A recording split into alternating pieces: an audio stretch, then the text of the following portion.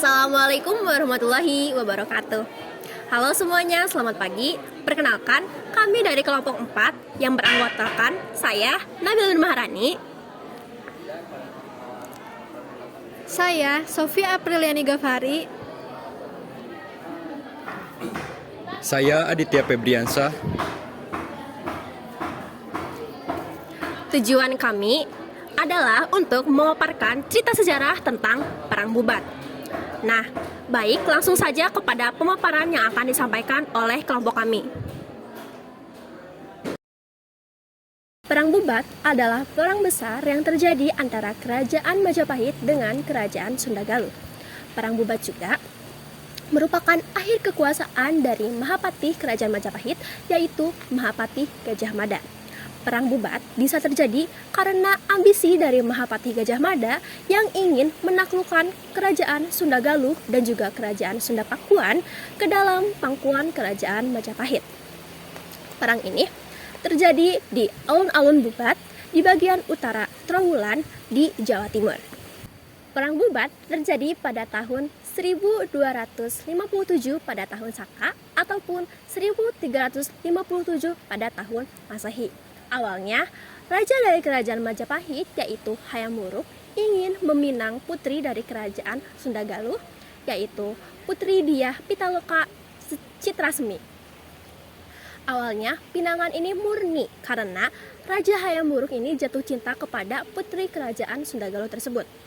Akan tetapi, Mahapati Gajah Mada melihat situasi ini adalah kesempatan untuk menjatuhkan Kerajaan Sunda Galuh ke dalam pangkuan Kerajaan Majapahit. Nah, setelah itu, Raja Hayam Wuruk meminta restu kepada keluarga di Kerajaan Majapahit. Setelah direstui, Raja Hayam Wuruk menyuruh patih yang bernama Madu untuk mengirim surat kehormatan pinangan Putri Diah Pitaloka Citrasemi kepada Maharaja Linggabuana, yaitu raja dari Kerajaan Sunda Galuh. Pada saat itu, Dewan Kerajaan Sunda Galuh, yaitu Hyang Buniswara Surapati, merasa keberatan atas permintaan Raja Hayam Wuruk untuk mengadakan upacara pernikahan di Kerajaan Majapahit. Hyang Buniswara Surapati mengatakan bahwa hal itu tidak lazim karena seharusnya pihak prialah yang mendatangi wilayah pihak perempuan. Akan tetapi, Maharaja Linggabuana selaku raja dari Kerajaan Majapahit menganggap bahwa dengan hal ini Kerajaan Sunda Galuh dengan Kerajaan Majapahit akan mengikat tali silaturahmi yang erat, sehingga Maharaja Linggabuana Kerajaan Sunda Galuh tetap memutuskan untuk berangkat menuju Kerajaan Majapahit. Kerajaan Sunda Galuh akhirnya berangkat ke ibu kota Majapahit. Rombongan tersebut terdapat Maharaja Linggabuana Wisesa, Permaisuri, beberapa pejabat istana, dan juga sang putri Diah Pitaloka Citrasemi. Perjalanan pun ditempuh dari Galuh ke Trowulan. Ratusan rakyat yang mengantarkan rombongan tersebut menuju pantai, kala di perjalanan mendapatkan suatu pertanda lautan yang berubah menjadi warna merah darah yang menjadikan pertanda buruk bagi rombongan tersebut, mengartikan bahwa rombongan tersebut tidak akan kembali lagi. Akan tetapi, Maharaja Linggabuana sama sekali tidak menghiraukan pertanda tersebut. Setibanya di Pesanggahan Bubat, Kerajaan Sunda Galuh disambut oleh Gajah Mada. Dari situlah bencana itu terjadi. Gajah Mada dengan lancang meminta sang putri sebagai tanda takluk Kerajaan Sunda Galuh terhadap Majapahit. Menurut Gajah Mada, kedatangan Kerajaan Sunda Galuh ini bukan karena adanya undangan pesta pernikahan, akan tetapi untuk menyerahkan Putri Diah Pitaloka Citrasemi kepada Hayam Wuruk sebagai tanda takluk. Mendengar keterangan tersebut, Maharaja Linggabuana seperti tersambar petir.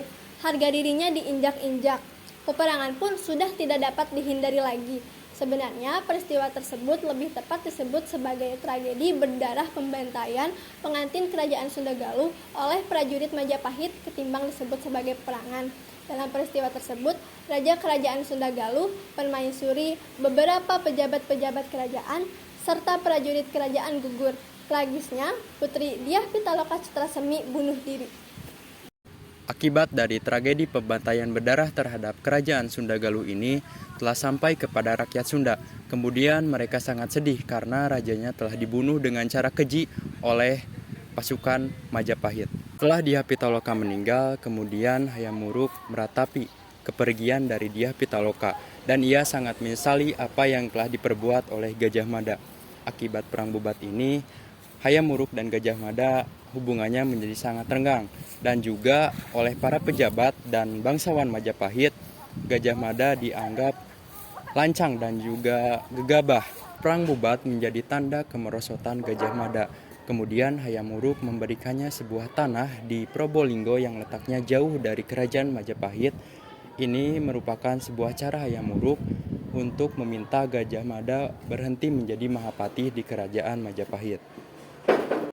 Akibat dari peperangan ini, kemudian rakyat Sunda sangat dendam kepada Majapahit sehingga di kalangan kerabat kerajaan Sunda diberlakukannya aturan esti larangan tikaluaran yang salah satu aturannya yaitu tidak boleh menikahi dengan orang Majapahit. Kemudian ditafsirkan sebagai orang Sunda tidak boleh menikah dengan orang Jawa. Sekian, terima kasih.